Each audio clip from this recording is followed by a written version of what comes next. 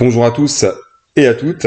Je vous propose aujourd'hui, donc dans cette vidéo, un cours complet consacré au premier chapitre d'histoire du programme de seconde générale, mais c'est aussi valable pour les filières technologiques, donc c'est pas du programme de bac pro. Donc c'est un chapitre un petit peu spécial, on dirait un chapitre introductif assez bref, qui est consacré à la périodisation en histoire, donc pourquoi et comment on découpe, du moins en France, l'histoire en 4 grandes périodes, sachant que l'on reviendra également sur les différents découpages au sein de la préhistoire. Donc la problématique serait pourquoi l'histoire est-elle découpée en 4 périodes. Donc là, premier thème, première séance, on pourrait dire, comment les historiens découpent-ils l'histoire en France? Alors on pourrait déjà s'intéresser, qu'est-ce que l'histoire et qu'est-ce qui marque les débuts de l'histoire.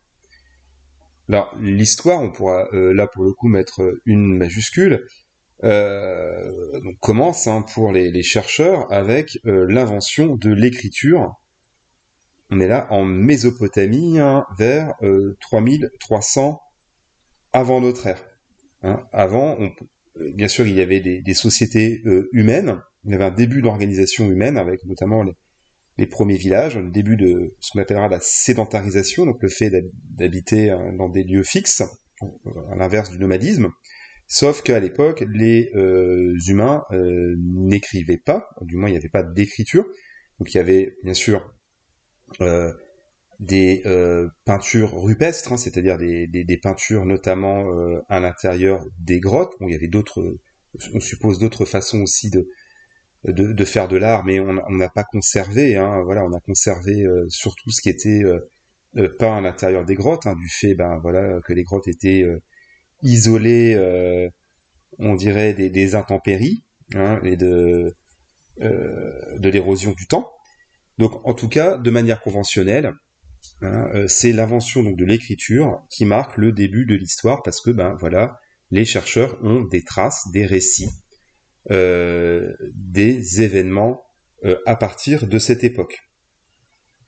Alors, je reviendrai sur l'invention de l'écriture tout de suite après, mais il faut donc bien voir aussi qu'il y a une autre on pourrait dire une autre invention qui va marquer un passage important dans la préhistoire, c'est l'invention de l'agriculture. Donc on est là vers 10 000 avant notre ère, ce qu'on appelle donc le néolithique.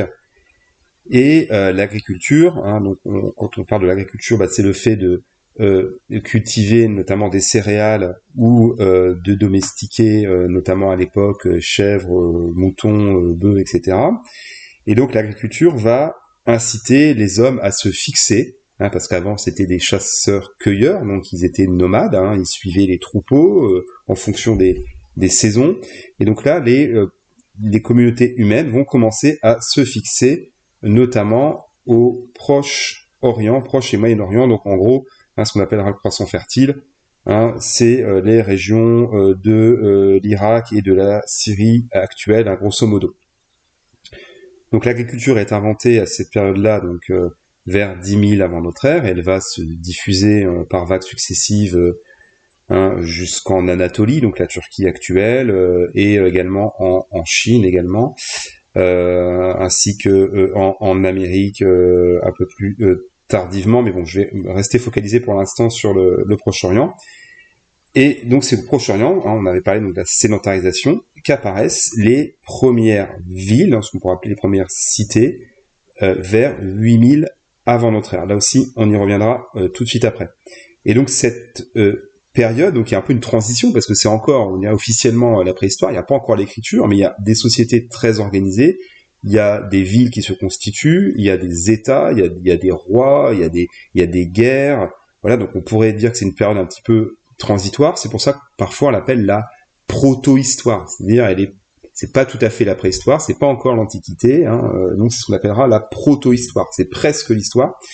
Et donc, c'est à cette époque que se développent les premières civilisations. Alors, je vais m'arrêter un instant sur ce terme qui est employé de manière assez commune, parfois à tort et à travers, parce que quand on prend, on va dire, le sens historique du terme, une civilisation désigne l'ensemble des traits qui caractérisent une société donnée, donc du point de vue technique, intellectuel, politique et moral. Donc souvent, une civilisation se développe autour d'un peuple, d'une culture, voire d'une religion, mais l'idée de civilisation désigne aussi les progrès accomplis par l'humanité. C'est pour ça qu'on dit parfois, de manière péjorative, ah oui, tel peuple, tel pays ne serait pas civilisé. Donc il y a aussi l'idée dans la civilisation de progrès, d'avancement.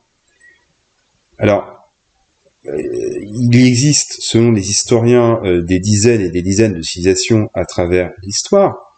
Donc, on pourrait dire plus ou moins chronologiquement, en tout cas par ère géographique, on avait parlé au Proche-Orient, donc on parlera des Sumériens, les Égyptiens, les Babyloniens, les Grecs, les Romains, les Chinois, les Japonais, les Indiens, donc d'Inde, les Arabo-Andalous, les Turcs ottomans, les Mongols, les Mayas, les Incas, les Aztèques, les Africains, etc., etc. Alors, sauf que de nos jours, on parle plutôt, et là aussi on pourrait en discuter longtemps, hein, il y a matière à débat, de la civilisation occidentale, donc en gros l'Europe, les États-Unis, de la civilisation islamique, de la civilisation bouddhiste ou hindouiste, en fonction, là on le voit bien, de critères sociétaux, hein, donc liés à la société, ou de critères religieux. Mais c'est vrai que le terme de civilisation varie beaucoup selon les historiens.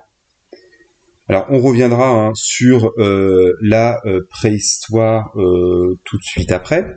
Donc je continue sur, on va dire, les origines de l'histoire. Alors, déjà on va s'intéresser à proprement parler sur l'étymologie du terme histoire. Alors le mot histoire vient du grec ancien historia, qui signifie littéralement une enquête, hein, une investigation, une recherche. En fait, le premier à employer ce terme, on va dire dans un sens autre, on dirait, ce qui va donner le mot histoire, c'est Hérodote, hein, donc qui est un savant grec du 5e siècle avant notre ère, et qui est considéré comme le premier historien de l'histoire occidentale. Il a notamment beaucoup écrit sur les guerres entre les Grecs et les Perses, hein, qu'on étudiera d'ailleurs cette année en seconde.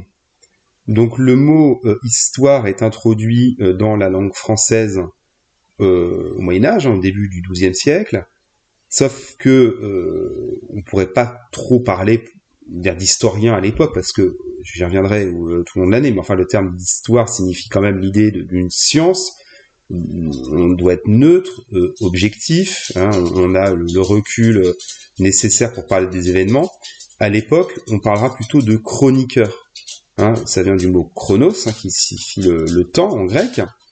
Donc en fait, les chroniqueurs se contentent de lister des événements, donc en fonction des dates, souvent liés à des rois ou à des princes. Donc c'est plutôt, voilà, une série de faits officiels présentés de manière chronologique, mais il n'y a pas forcément d'analyse, et il n'y a pas non plus d'objectivité. Évidemment, le chroniqueur va pas dire du mal de son roi. Donc il faudra distinguer ce qu'on appelle les chroniqueurs des historiens qui, eux, ont un regard plus critique, plus objectif sur les événements, en tout cas plus de recul. Alors revenons en troisième point sur la périodisation proprement dite. Alors j'aurais pu commencer par là, mais mon document est assez clair, on distingue 4 grandes périodes dans l'histoire, en tout cas en France, hein, on va faire clair, hein, selon les pays c'est parfois un petit peu différent, avec chaque fois des dates qui marquent une rupture, un changement brutal avec les temps précédents. Donc soit une invention, soit la chute d'un grand empire, soit on pourrait dire des révolutions. Donc il y a quand même l'idée de rupture. Non, évidemment c'est après coup. Hein, c'est pas les hommes de l'époque qui ont dit bah tiens demain c'est la fin du Moyen Âge. C'est bien après que les savants ont fait ce découpage plus ou moins artificielle.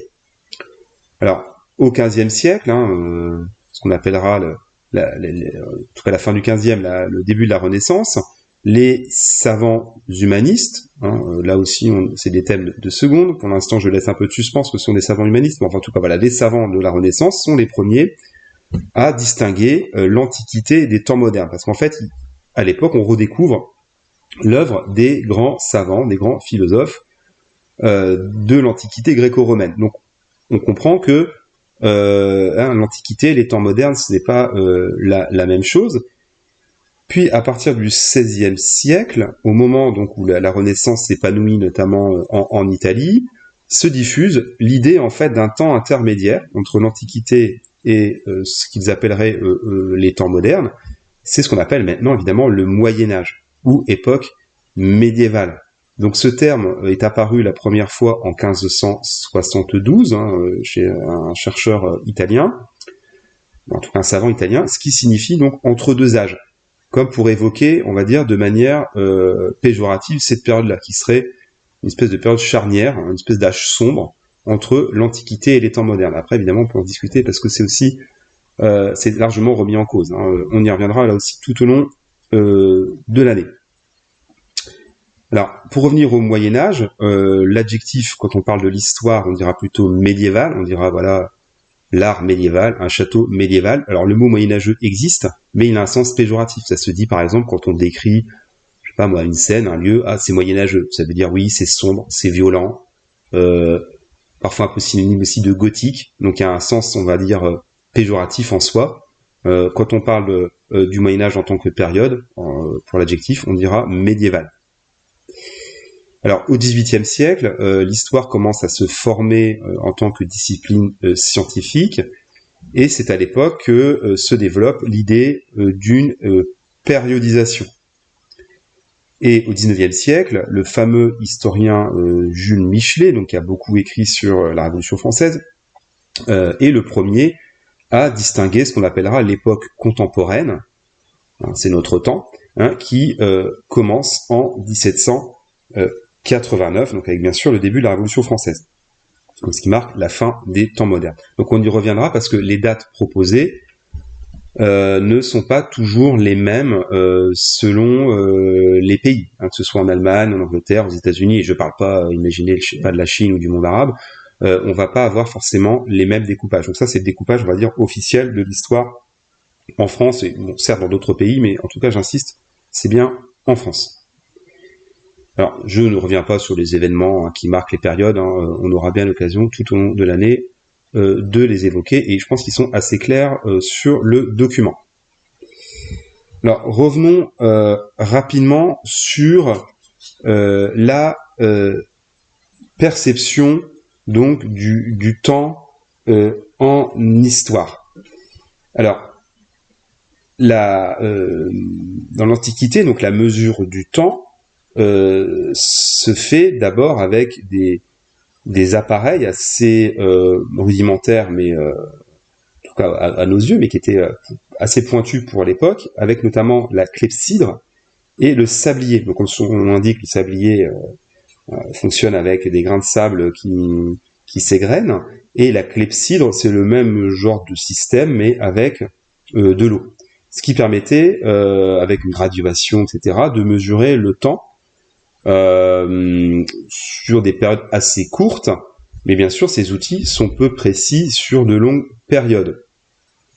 Et à la fin du Moyen-Âge et à la Renaissance, commencent à se diffuser donc des horloges mécaniques qui permettent de mesurer le temps long. Donc, je vais pas trop développer ces aspects-là. Alors, autre thème important sur lequel j'ai un petit peu insisté, c'est le problème de la datation. Comment dater les événements? En fait, il y a deux types de calendrier en général. Il y a le calendrier solaire et le calendrier lunaire. Donc, dans une majeure partie du monde actuel, les dates sont fondées sur le calendrier solaire, qu'on appelle également le calendrier grégorien, du nom d'un pape qui s'appelle Grégoire, donc un pape du XVIe siècle, sachant évidemment que l'année solaire fait 365 jours, avec une fois tous les 4 ans les années bissextiles, donc une année avec un jour en moins. Et de manière conventionnelle, les dates sont notées avant ou après Jésus-Christ, donc ce qui correspond bien sûr au début de l'ère chrétienne. Alors on peut aussi dire l'ère commune, ou on le dit aussi souvent notre ère. Alors notre ère, c'est peut-être un peu plus neutre que avant ou après Jésus-Christ, mais c'est surtout valable pour les grandes périodes. Par exemple, on dira 10 000 avant notre ère. On parlait du néolithique tout à l'heure, on dira pas 10 000 avant Jésus-Christ. Vous voyez, la date est tellement loin, la date est pas précise. On va pas dire avant Jésus-Christ. Pareil, on va pas dire l'Homo sapiens est apparu 200 000 ans avant Jésus-Christ. On dira 200 000 ans avant notre ère. Donc, on parle aussi d'ère en géologie. Vous le verrez là aussi dans votre cursus.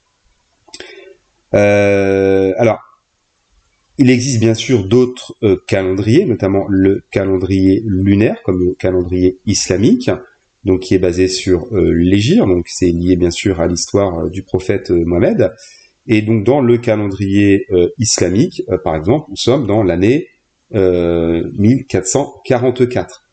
Mais les musulmans contemporains, même dans les pays musulmans, ne l'utilisent que pour la vie religieuse. Évidemment, par rapport à l'informatique, etc. Bon, on utilise bien sûr le calendrier solaire qui s'applique maintenant, on pourrait dire, partout dans le monde. Alors, pour revenir sur des détails sur lesquels, enfin, qui sont pas tant des détails que ça, mais c'est l'histoire des moins. Alors, bien sûr, là, vous voyez, par exemple, le document, il va écrire moins 3000. Alors, bon, c'est pas gênant au lycée, on va pas chipoter, mais déjà, pour être clair, l'an 0 n'existe pas. On passe directement de moins 1 à plus 1. Donc déjà, en termes mathématiques, on peut pas mettre de moins, parce qu'il n'y a pas l'an 0. Et donc c'est une convention qu'on utilise. Alors on peut le dire à l'oral, on va dire oui, l'écriture est inventée en moins 3000. Oui, d'accord, c'est pas gênant. Normalement, on devrait dire 3000 avant notre ère. Mais normalement, dans les publications universitaires, dans les ouvrages historiques de référence, et même sur Wikipédia, on n'est pas censé écrire des moins. C'est incorrect. Donc voilà, je le dis une fois pour toutes. Bon, c'est pas gravissime, évidemment, dans les copies, évidemment, c'est un détail. Mais voilà, si on veut être clair, il faut jamais écrire, faut pas mettre de moins, c'est pas des degrés Celsius. Alors, je vais revenir un peu en bonus quand même sur l'origine de l'écriture, sur laquelle je suis peut-être passé un petit peu vite. Alors, c'est des thèmes intéressants, donc qui sont pas strictement parlant au programme d'histoire, c'est pas des chapitres de secondes, mais c'est quand même des thèmes hyper importants, parce qu'on avait dit que l'écriture était née vers 3000, 3300 avant notre ère, donc la chronologie est un petit peu vague, donc on la remonte à 3300 avant notre ère, donc on voit là ici sur le document, avec les la fameuse écriture cunéiforme, qui est née donc dans une région donc de l'Irak actuel, on est là en Mésopotamie, donc ce qu'on appelle la Mésopotamie, c'est la région entre les deux fleuves, le Tigre et l'Euphrate, et Sumer en fait désigne le pays, on parle des Sumériens, donc c'est un peuple sémitique, donc la même famille que les Hébreux ou les Arabes, qui ont été les premiers à écrire. Alors au départ, l'écriture servait d'abord à compter, c'est un peuple de marchands, de commerçants, un peuple aussi d'agriculteurs, et donc pour éviter les conflits, pour payer les impôts, les conflits entre, les commerçants, les agriculteurs, on mettait tout à l'écrit. Et c'est la naissance donc du premier alphabet, on pourrait dire comme ça, une première forme d'écriture qu'on appelle donc des cunéiformes, qui vient du mot cuneus en latin, qui signifie clou ou coin, parce que voilà, on voit bien que ça a des formes un peu de clous. Donc c'était gravé sur des tablettes d'argile, et on en a conservé littéralement des milliers. Donc c'est une écriture qui a été déchiffrée au XIXe siècle. Alors attention, c'est pas les hiéroglyphes égyptiens qui sont la première forme d'écriture, comme on peut le croire souvent. Les hiéroglyphes sont apparus un petit peu après, de mémoire, vers 2500 avant notre ère. Et donc les Sumériens, c'est quand même, on pourrait dire, la première civilisation de l'histoire du monde, de toute période, enfin en tout cas de tout lieu confondu, ont été donc les premiers à fonder donc l'écriture, mais aussi les premiers à fonder des villes, avec les deux premières villes de l'histoire, Our et Uruk. Et on peut donc considérer que c'est aussi les premières formes d'État, les premières formes de royauté organisée, les premières guerres aussi. Sachant, petite parenthèse, mais on pense que Abraham, évidemment l'un des grands prophètes du judéo-christianisme, présent aussi dans le Coran sous le nom d'Ibrahim, serait originaire d'Our. Donc les Hébreux, on pense qu'ils viennent au départ de la Mésopotamie. Bref, donc en tout cas, si on remonte un petit peu la chronologie, c'est pas pour rien non plus que dans cette région, donc ce qu'on appelle le croissant fertile, qui va en gros de l'Égypte en passant par le Proche-Orient et la Mésopotamie, vous voyez, c'est une forme de croissant. C'est dans le croissant fertile qu'est apparue l'agriculture. Donc tout est lié, l'agriculture, les premiers États, les premières villes, l'écriture. Vous voyez, il y a une continuité historique entre toutes, on pourrait dire, toutes ces innovations. Ensuite, les Sumériens sont supplantés par d'autres peuples voisins, les Akkadiens et ensuite les Babyloniens, bien connus évidemment avec Babylone. Donc voilà pour les Sumériens. Alors, revenons maintenant dans la séance suivante sur l'existence d'autres formes de périodisation, parce que comme on l'a dit tout à l'heure, les 4 grandes périodes qu'on connaît dans l'histoire, en tout cas enseignées en France, peuvent être remis en cause. Les périodes ne sont pas forcément découpées de la même façon partout dans le monde, c'est parfois un petit peu critiqué, parce qu'il y a un aspect, on va dire, assez artificiel dans tout ça. Et sous forme de questions, voilà, j'ai 5 questions, on va dire, on va y répondre ensemble. Donc première question, quels sont les principaux âges de la préhistoire et de l'Antiquité? Parce qu'en fait, on divise les périodes en âge. Alors, comme on voit sur ce document-là, déjà, vous voyez, il y a les moins, donc j'avais dit qu'on évitait, mais bon, là, sur les chronologies, on manque un petit peu de place, on va pas écrire à chaque fois avant notre ère, bon, allez, ça passe. Donc, pour revenir un petit peu quand même à nos origines, les premiers hominidés apparaissent, alors hommes, j'en discutais, mais en tout cas, moi, je dirais plutôt hominidés, apparaissent vers 3 millions d'années avant notre ère avec les Australopithèques. C'est la fameuse Lucie, donc un squelette qui a été découvert dans les années 60-70, si je dis pas de bêtises, en Éthiopie. Alors attention, l'Australopithèque est un hominidé, mais c'est pas l'ancêtre de l'homme moderne, là, comme on croit souvent. D'ailleurs, vous voyez, c'est pas écrit de la même façon, là c'est en italique.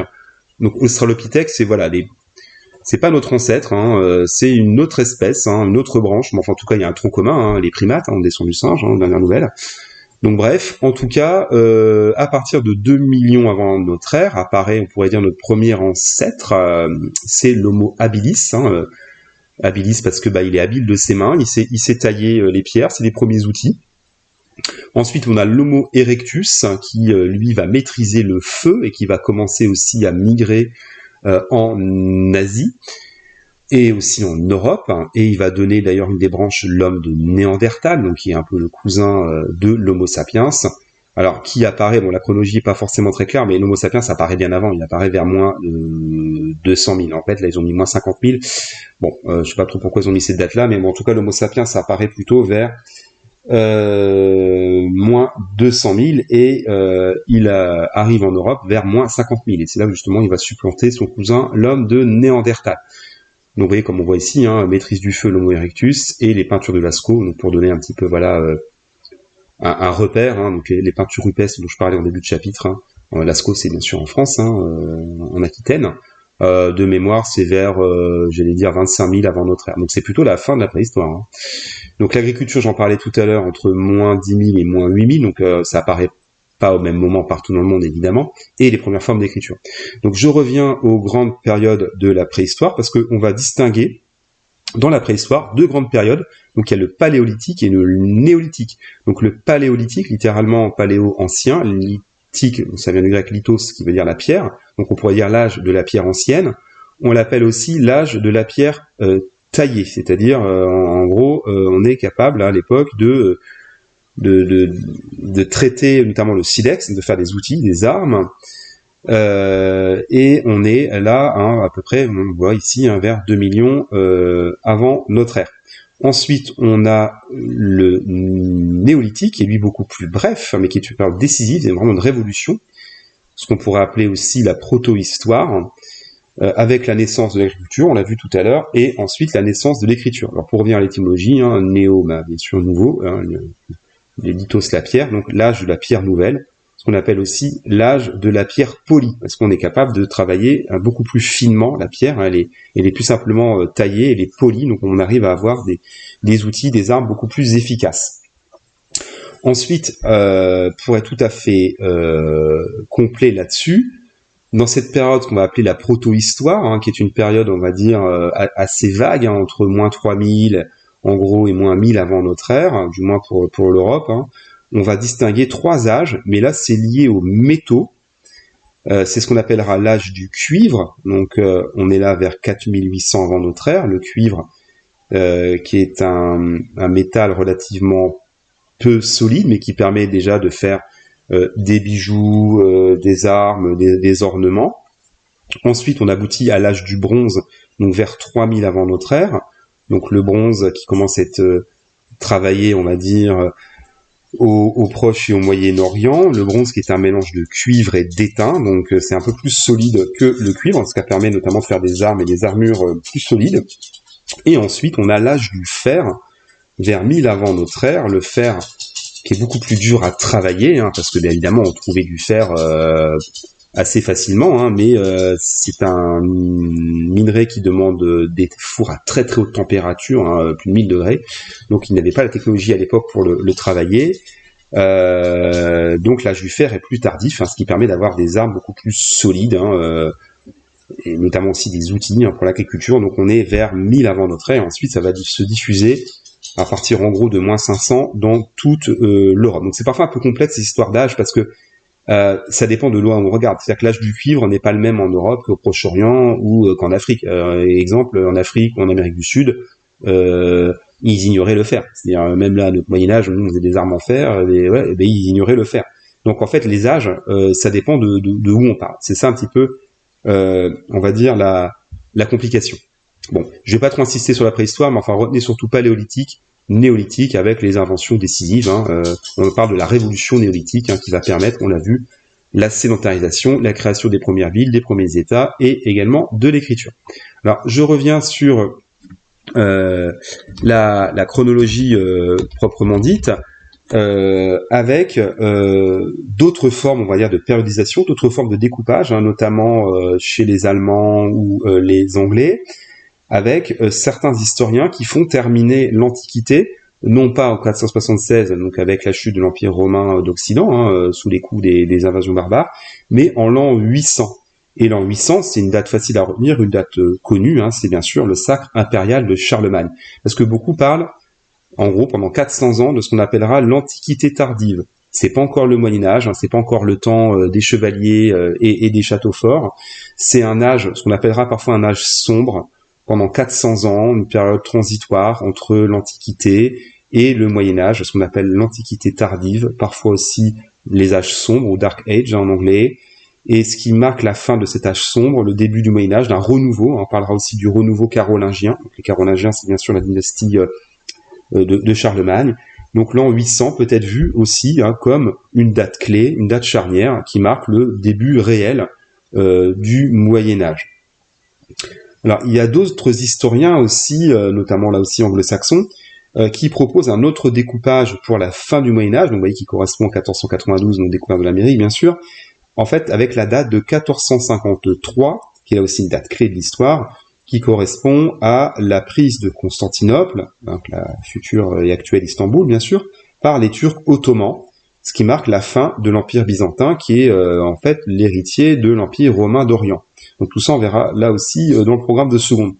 Donc certains font terminer l'époque médiévale en 1453, parce que déjà à la fin aussi du 15e, on a ce qu'on appellera le début de la Renaissance.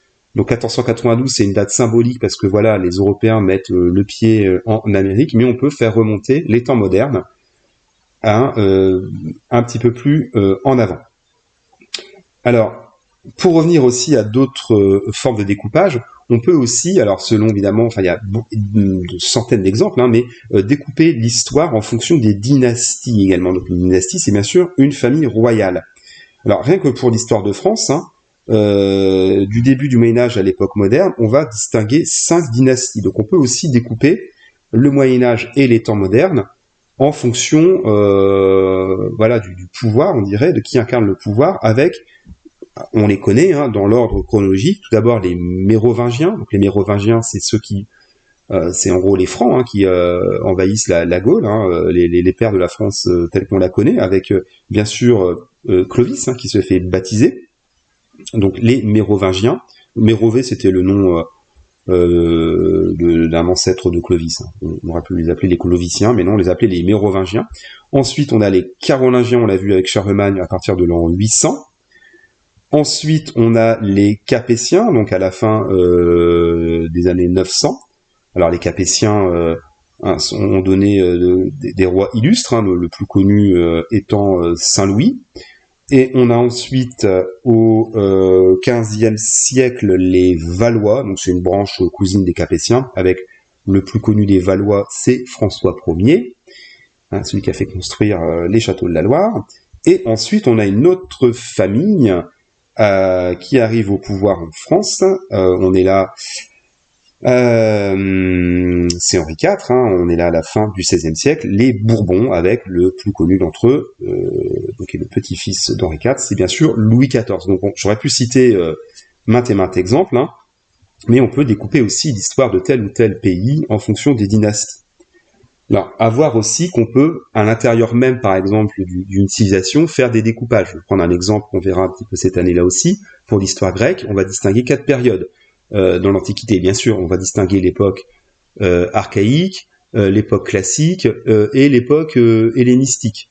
Donc, vous voyez, on peut aussi distinguer à l'intérieur même d'un ensemble des périodes. Pareil pour Rome, on va distinguer l'époque de la République et l'époque de l'Empire. Donc, il y a maintes et maintes façons de découper l'histoire. Alors, en dernière question, pour conclure ce chapitre, on pourrait aussi se demander, par rapport à la notion de siècle, évidemment, un siècle, c'est une période de 100 ans, c'est clair, donc le terme de siècle avait commencé à apparaître au XVIe siècle, mais certains, donc des historiens, vont par exemple faire commencer le XXe siècle, non pas en 1900, donc évidemment c'est assez évident, mais en termes historiques, ils vont le faire commencer en 1914 et le faire terminer en 1989. Alors c'est assez évident, mais 1914, bien sûr, c'est le début de la Première Guerre mondiale. 1989, c'est la chute du mur de Berlin. Donc on peut aussi avoir une autre façon de voir les siècles. Pareil, le XVIIIe siècle, il va commencer en 1715 avec la mort de Louis XIV et prendre fin en 1789 avec la Révolution française. Donc voilà, on peut aussi proposer des découpages de siècles différents. Certains vont dire oui, le 21e siècle commence avec les attentats du 11 septembre 2001. Bon, là, c'est des découpages plus ou moins artificiels. Voilà, je ne vais pas m'étendre plus en avant, parce que c'est un chapitre introductif qui, l'intérêt en tout cas, embrasse toute la période qu'on va étudier, parce qu'on a bien compris qu'en seconde, on a une chronologie très très vaste. On commence avec l'Antiquité et puis on termine à la veille de la Révolution française. Donc voilà, ça permet d'avoir un premier aperçu sur ce vaste programme qui nous attend. J'espère que ça vous a intéressé, que ça vous sera utile, et je vous dis à bientôt.